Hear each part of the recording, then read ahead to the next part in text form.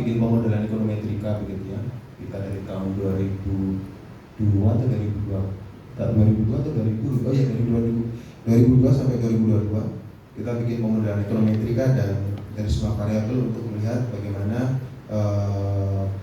produksi padi di Indonesia itu kalau dia dari model regresi seperti apa, itu ada 9 variabel yang itu signifikan. Kalau kita lihat dari R-adjusted square-nya itu kan sampai di 99,7, artinya model ini bisa menggambarkan untuk meningkatkan produksi beras secara nasional. Variabel ini yang bisa kita gunakan untuk mendekati dari sisi ekonometrika begitu ya. Nah, hal yang paling besar untuk mendorong produksi padi di Indonesia itu satu terkait dengan luas lahan sawah. Jadi data dari masing-masing provinsi, kalau waktu itu data kan kita kumpulkan dari 34 provinsi ya. Karena kalau sampai ke 38 kita harus penyesuaian lagi. Jadi kalau ada 34 provinsi, untuk mendorong pertumbuhan ekonomi yang tinggi itu hal yang sangat berpengaruh besar, itu terkait dengan penambahan luas lahan.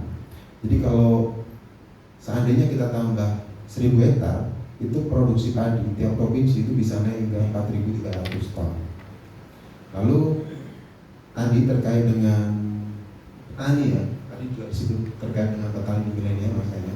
Justru kalau kita nambah 1000 orang petani, justru menurunkan produksi GKG-nya hingga 200 ton. Artinya jumlah petani kita itu secara umum itu sudah sangat jenuh. Artinya justru kalau kita nambah petani lagi, N-nya lagi, itu justru akan membuat petani semakin menurun. Hal ini harus menjadi apa ya?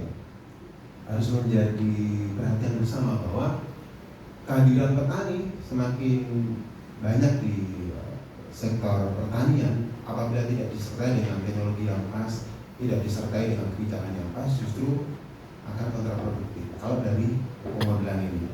Dan kalau kita lihat dari jumlah pupuknya, ini setiap kita tambah 1000 ton, ini kemudian data yang kita gunakan itu data pupuk subsidi ya, itu masih memberi kontribusi positif 300 ton lebih ya, 229. Lalu yang berkontribusi negatif terkait dengan produksi padi, itu yang besar adalah kenaikan dari suhu udara.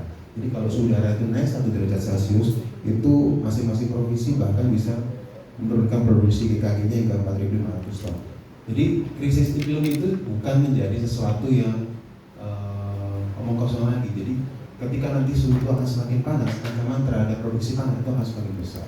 Dan ke depan terkait dengan ketersediaan pangan, ancaman kelaparan dan bahkan isu global itu akan semakin lebih besar lagi ketika krisis iklim ini tidak bisa diantisipasi.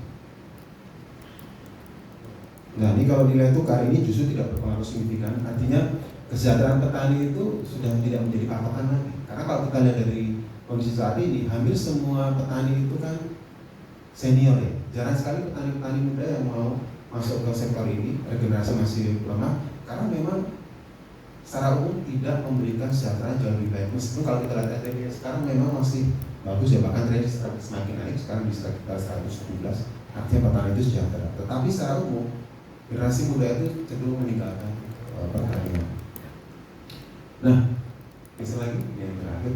Ini kita di akhir tahun lalu atau tahun 2022 kita pernah diskusi dengan sejumlah tokoh gitu ya, sejumlah pakar. Salah satunya dari IPB dengan Pak Dwi Andreas gitu ya. Itu beliau memberikan hasil kajiannya dia terkait dengan biaya produksi petani padi. Ini untuk luasan 1.500 meter persegi. Kenapa 1.500 meter persegi? Karena dengan luasan 1.500 itu setidaknya petani itu mendapatkan keuntungan atau relatif sejahtera. Jadi kalau di bawah 1.500 itu kemungkinan dia untuk tidak sejahtera itu semakin besar. Makanya setidaknya dengan patokan 1.500 meter persegi itu akan relatif pas ketika akan membudidayakan tanaman padi.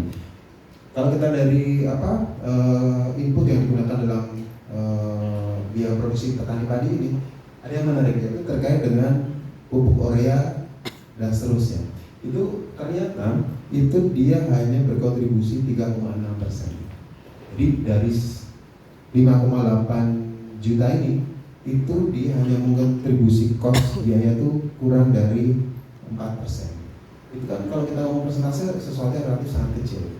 Tetapi kenapa itu menjadi hal yang diributkan dalam kutip ketika musim tanam itu tiba. Salah satu yang ditemukan bahwa ketika musim tanam tiba, pupuk subsidi yang diminta itu relatif telat datang ke lapangan, sehingga petani mau tidak mau segera membeli pupuk yang sifatnya ada di pasaran dengan harga yang relatif lebih mahal, dan akhirnya mendorong inflasi di sisi petani di saat-saat musim tanam. Jadi kebijakan terkait dengan pupuk subsidi ini harus benar-benar diperhatikan lagi tata kelolanya, penyalurannya, dan distribusinya secara optimal. Dengan demikian, hal yang dikeluhkan yang secara logika ekonominya itu relatif kecil justru menjadi persoalan ketika musim tanam.